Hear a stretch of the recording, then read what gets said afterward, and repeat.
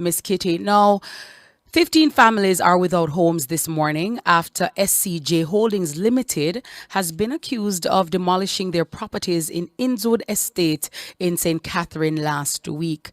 The families, who are third generation occupants of the land owned and controlled by SCJH Holdings Ltd, rushed to save their furniture, appliances, clothing, and other belongings as bulldozers came and destroyed their belongings.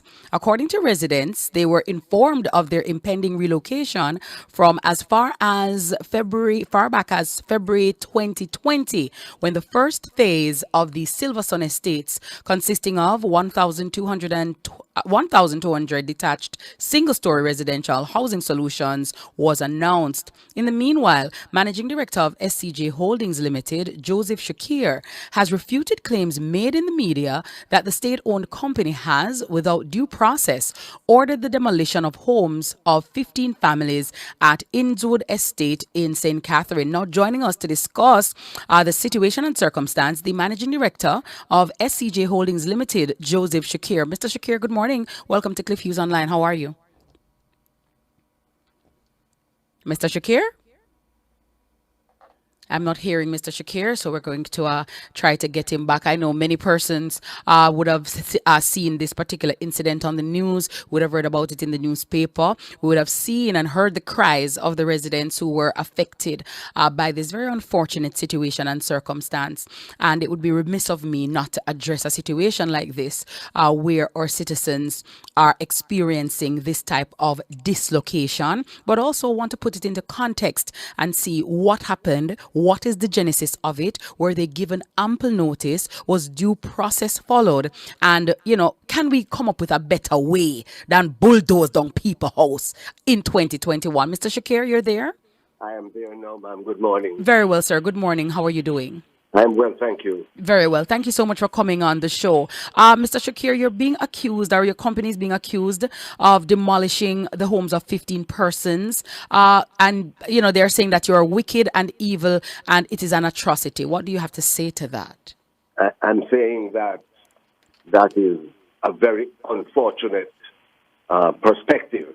You have to allow me to give you some background. Very well.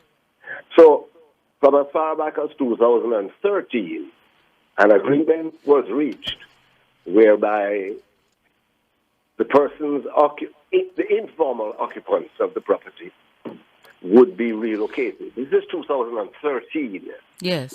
Which is, 8 years ago. Subsequent events were in 2019. Those lands were sold to Silverson Limited to facilitate the same housing scheme that you mentioned. Yes. And we met with the informal occupiers that said, look, you have to leave where you are because it's critical to the housing development that area be cleared. We discussed the alternatives and we agreed that we would give them houses at another location not far away for them to relocate in. So it's not a demolition in the normal sense. Mm-hmm. What we have done is just said to persons who really have no legal right or title, notwithstanding that, we appreciate that you need somewhere to live. And we provided an alternative location. We built 10 houses. And where was that location, Mr. Shoucair? You said it close by, but where? The location is called Ebony Park, St. Catherine. It's just down the road from where they are. Okay. We built 10 houses for the first 10 households that had to move. Each of these houses have a quarter-acre lot. So these are starter houses. Mm-hmm. But there is a lot of room for them to expand. And in fact, some of the persons who have relocated have started to expand already. So there are two batches. The first batch of 10 had to be relocated first. 6 relocated voluntarily. 4 would not move. Now, you have to understand that the land was no longer the government's land. It had been sold. The purchaser of the land, who was constructing this large housing scheme, entered into a contractual relationship with the NHT to deliver a number of houses at a fixed price at a certain time. Yes. And these persons were in the way of preventing the NHT from fulfilling its contractual obligations.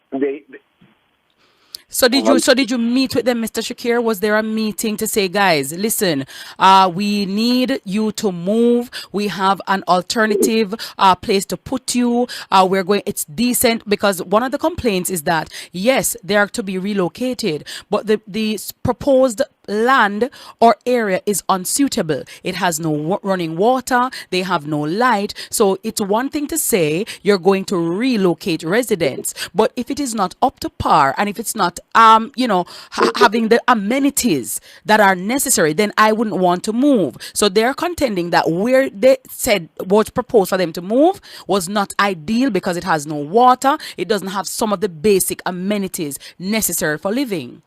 Not true. Not true. Can you hear me? Yes, I'm hearing you, Mr. Shoucair. Go ahead. I personally have met with these persons on more than one occasion. The last time I met with the whole group was in May 2020, which is almost a year ago, at which time they looked at the land. They went and looked at the land and offered no objection, said that was a better location than another location that we had suggested. Not only that, Ms. Kitty, but they signed a document agreeing to accept the houses and to leave where they were when SCJH wrote them and told them that the house was ready. Well, let's go to the house, though. Each of the houses have electricity. Each of the houses has NWC water connection. Now, in this area of Jamaica, the water supply is low. So yes, there is low pressure in the line, but we did not leave it there. We gave each of the households a water tank. Yes. It's to supplement their water supply. And we keep those water tanks full by bringing trucks in 2 to 3 times per week to make sure that there's always water on the site. All right, Mr. Shoucair, hold the line. I'm going to take a break. We're talking to Joseph Shoucair, the managing director of SCJH Holdings Ltd, regarding the 15 families at Innswood Estate in St. Catherine, whose houses were demolished last week. My hands were steady, my eyes were clear and bright. Don't let your money go to waste. Early leak detection can help to reduce your bill. Remember, your leak is your responsibility. The time by the NWC is 10:46. Healthcare workers are working very hard to ensure lives are saved and people recover quickly from COVID-19. But their work is becoming harder because you're not wearing your mask, washing your hands with soap and water, or using hand sanitizer, and you are not maintaining physical distance. Let's limit the need for hospital beds and ventilators. Do the right thing. Cover your nose and mouth with a mask. Practice good hand hygiene and maintain a physical distance of 6 feet between you and others. COVID-19 is not over. Protect yourself while protecting others. A message from the Ministry of Health and Wellness. The United Way of Jamaica is always working with the private voluntary sector to connect society's needs with resources. Call us at 876-922-9424 to find out how you can get involved and help to transform lives and communities in Jamaica. Sponsored by Nationwide News Network. On Target. Probing and informative. On Target today with Miss Kitty Online. Talking to Joseph Shoucair, the managing director of SCJH Holdings Ltd here on Cliff Hughes Online. Mr. Shoucair, let me play devil's advocate for a moment. Say, for example, the persons living on the land, they have said that they have been living there for some 34 years, some 30 years, some 20 years. The fact that they were living there, they have, maybe they feel attached. Could it have been that, all right then, we come, we see that you're here, let us create some kind of, include them in the new building? Could that have been worked out, or that was not a possibility at all? It was a possibility, and we tried it. So here is the problem that we had. We said to them, to Silverson, give us some houses at a lower price because to enable these persons to buy the houses. Yes. the truth of the matter is this would need NHD support. And most, I would say, of all of the occupants would not qualify for NHD loan. So there was no way they could buy into the scheme, even at a discounted price. They simply did not have the wherewithal. But it was discussed. It was tried, but it was not possible. So look what we did, Miss Kitty. We are starting to build a new community for these people. We didn't throw them on the road. Their houses were ready at the time of the demolition. But remember, there are 10 households. I don't know where the Gleaner gets 15 families from, unless the 15 families live in the 10 households. I don't know of that. We said to everybody in January, I wrote a letter to each of them. Each of them got the keys for their houses. So they just refused to move? They got the keys long before they were required to move. All right, so take us to last week now when the demolition took place. Who ordered the demolition of the houses? Because what we saw was that and heard from the residents themselves, the police came, bulldozers came, and their houses were torn down.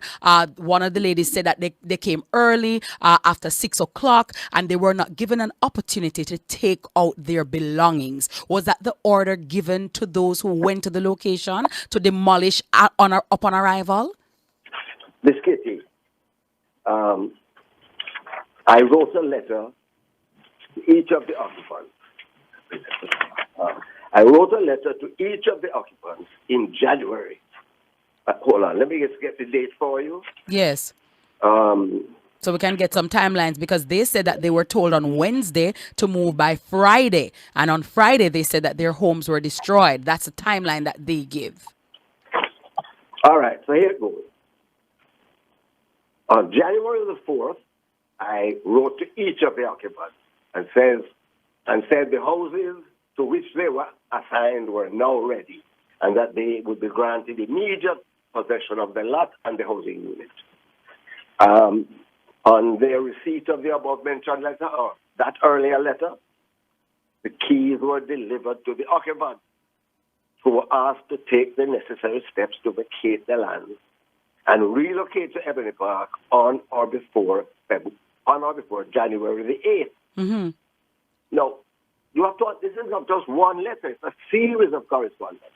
But they were advised by letter dated January 4th, that is the 4 remaining households, that they had to move because we were under pressure from the purchaser of the land to give them vacant possession. So what date were they given to move by?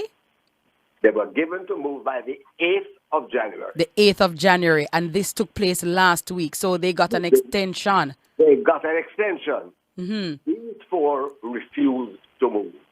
So talk to me now about the demolition. So what was the order given, or what was agreed? Because what we saw was quite distasteful. And to my mind, I'm saying that, we have to come to a better understanding. And I do understand the due process. And I also understand that time is of the essence and people need their land to do their business. So it's not a free-for-all. And if all the necessary steps were followed, then you need to move if that is the agreement. But again, it seems very inhumane when you look and you see women and children and appliances and furniture and things outside and scattered.